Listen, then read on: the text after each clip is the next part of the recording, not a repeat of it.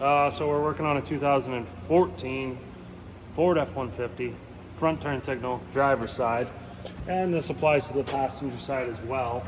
If you open up your hood, you can reach down underneath of the light to get to the turn signal, give you a better view looking from the other side. So this is the socket right here.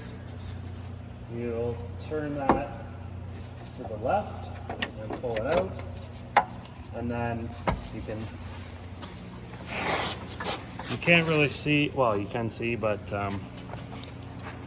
yeah, just feel underneath of there, pull the bulb out. It's a 3157 NA. Take your new bulb, snap that in place.